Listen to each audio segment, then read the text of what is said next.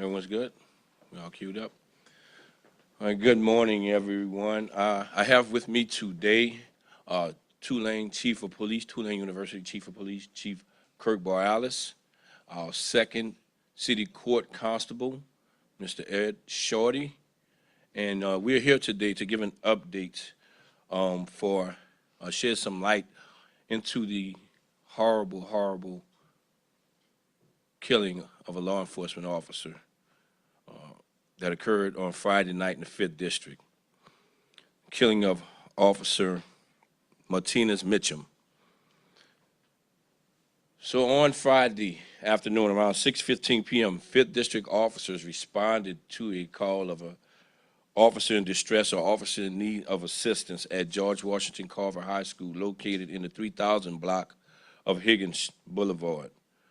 Tulane University Police officer and Reserve Deputy Constable Martinus Mitchum was working in off-duty detail for a basketball game at that location when he sustained a gunshot wound to the chest that proved to be fatal.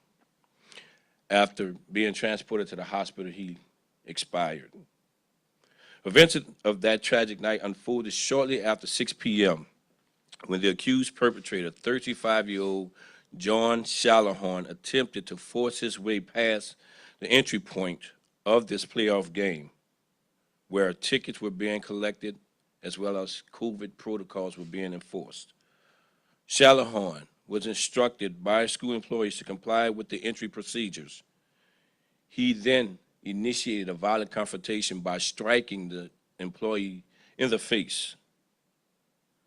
Officer Mitchum, noticing this interaction, both Officer Mitchum as well as the employee attempted to escort Shallahorn out of the building, at which time Shallahorn retrieved a weapon from his waistband and fired 2 shots, one of which striking Officer Mitchum again in the chest. Shallahorn was quickly taken into custody by other officers who were working the detail at that time. As that crime scene was being processed, an armed robbery was reported in the 3rd District to have occurred at this very same location at George Washington High School, Carver High School. During that incident, jewelry was taken. That same jewelry was found to be in the possession of Shallahorn's upon his arrest. Shallahorn has been booked with 1 count of first-degree murder of a police officer, as well as 1 count of armed robbery. I would like to say this. And I knew, all of us up here had a personal relationship with Officer Mitchum. Chief Bouyelas worked with him at Tulane. Constable worked with him at 2nd City Court. As my experience being over the 4th District, Officer Mitchum was a school manager administrator at Landry Walker High School, where we worked hand in hand on many events in ensuring the safety of our community and ensuring the safety of our students at these various events. So this is a tragic loss. When a peace officer is killed doing what he or she is sworn to do, a shadow comes across our chests, across our hearts. We know when we go to work, in many instances, we may not return home. This is the oath that we've sworn to take. Officer Mitchum was a dedicated public servant. It is my personal belief he was a hero on this day, because I can only imagine what could have happened had he made entry into that game, where we could have had many more victims as a result of this individual's negligence. So this is still an ongoing investigation. Our homicide division is the lead in this investigation. We do believe there are several other potential witnesses that we have not been able to identify or interview at this time. We're asking you to please contact homicide at 504-658-5300 or contact Crime Stoppers at 822-1111 If you have any additional information that can help further this investigation, yes, an arrest has been made, but this is not the end of our investigation. I've spoken, Chief Bouyelas has spoken to, Constable Shorty has spoken to Officer Mitchum's family, who has since relocated from his hometown of Detroit, Michigan. We will be working with this family to set the funeral arrangements and give them the closure and the peace that they need to move forward. With that being said, I will answer any questions. Gary, or who's running the show? Sure, I have two questions. One, do we know if the person arrested has had any run-ins before, specifically with mask mandates elsewhere? Was this an ongoing, recurring thing? One, and two, was the security guard shot, was he wearing a protective vest of any sort? Gotcha. One, so I know everyone is trying to make this into a mask issue. We cannot confirm that this is a mask issue whatsoever. This entry for this game, they were collecting tickets for the game. They were taking temperatures for the game. They were ensuring that everyone was complying with the COVID guidelines, which include wearing a mask. But we cannot confirm that this had anything to do with him wearing a mask. And the police officer that was shot, unfortunately, was not wearing a vest at the time. Do you know if the people who were doing security at the door of the school personnel, did they know that he had a gun on him, or was that only discovered when he pulled it out during the altercation? It appears as though this was only discovered during the altercation. I don't know if the Chief of Tulane could just speak a little bit about Officer Mitchum and just what he meant to the department, the kind of person he is. I don't know if you want to do that now. Absolutely. I'd actually be honored to speak to that. First, I would just like to offer, and I know I've done this personally, but just for the entire community, to offer our condolences to Officer Mitchum's family, his friends. His loss is a big loss for this community. It's not just a loss for us at Tulane or for the constable's office.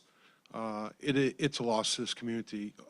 Mitch was an incredible guy. He really was. And I know you often hear these type of stories, but it was personal to us. He was one of the type of individuals that if I could have an entire police department made up of him, his clones, we'd have an awesome police department. He was that type of individual. He was always very giving. Never saw him get angry. He wanted to learn. He wanted to be a sponge and absorb. He wanted to advance in our police department. We had a sergeant's test that was scheduled for tomorrow that we've postponed, but he was going to be taking that test, and I, quite frankly, have no doubt that he would have finished at the top. He was that kind of guy. And I don't know if the constable would want to say anything as well. I would just echo what the chief has said. He was an amazing individual. Every location that he worked in, he was always involved with the schools in those locations. The chief mentioned his work at Landry Walker. He was always involved with the kids' lives over there, reaching into his own pocket to make sure that kids who didn't have had, whether it was if they fell short for prom or fell short for buying rings for sporting events, or just being able to lend a helping hand. I want to thank both the chief of Tulane and our NOPD chief. NOPD has been a great resource for us, has stepped up. Chief Ferguson's team has done an awesome job, and I want to publicly thank you, Chief, for everything that you've done, and the family wants to thank NOPD for all of their help. Thank you. Do either of these departments have rules regarding the need for bulletproof vests when your officers are working details?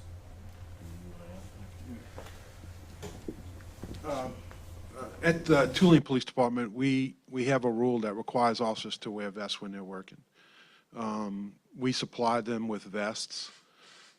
They're out-of-carrier vests, and I can tell you that Corporal Mitchum wore his vest regularly. I don't have any guidelines that I can impose on one of my officers who's working in a capacity for somebody else. I have reserve officers that work with Jefferson Parish, Gretna, a whole assortment of, they work in other agencies. I can only really control, what happens at our department. But I don't, honestly, I don't, even though he had a vest, I don't think he could have worn it because it wouldn't have gone with the uniform, or it's an outer carrier, so it would look completely different. You know? Chief, I wanted to ask you, do you guys know, one, why did Shallerhorn try to get into the game? Did he have like a relative or someone in the game playing? And also, I know that Officer Mitchum is from Detroit. You did mention that, you're working with the family about the services. Is there any plans for maybe a service here in New Orleans for him?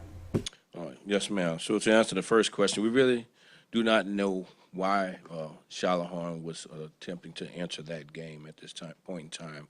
Don't know, have not received any information as to whether or not he had any connection to any of the teams or the student body, anything of that nature just yet. But, we just do not know the answer to that question.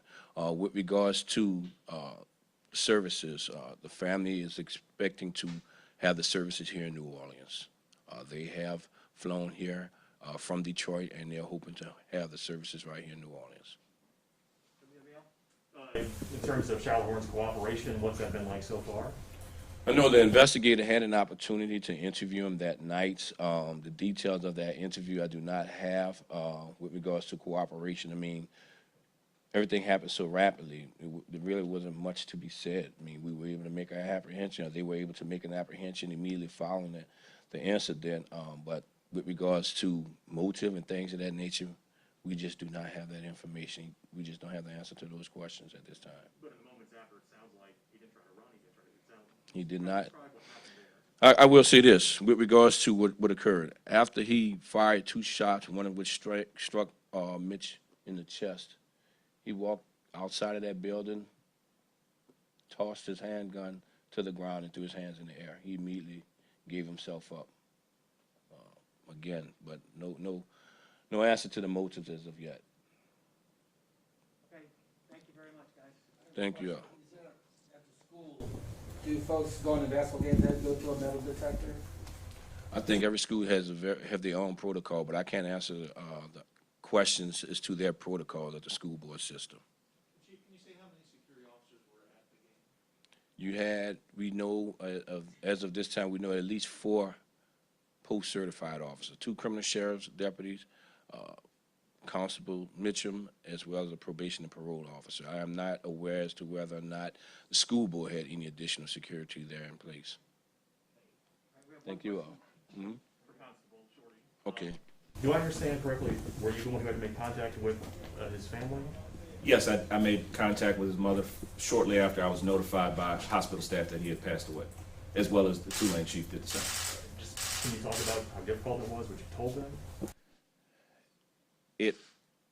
To say it was difficult is an understatement, but I don't want to focus on whatever difficulty I had in making that call because it's not comparable to the grief that they've suffered in the loss of a child.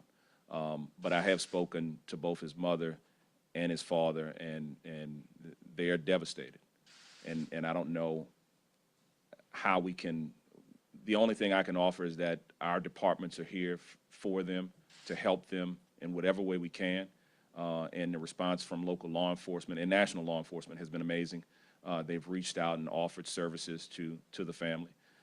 And they're strong in their faith, and that has strengthened them.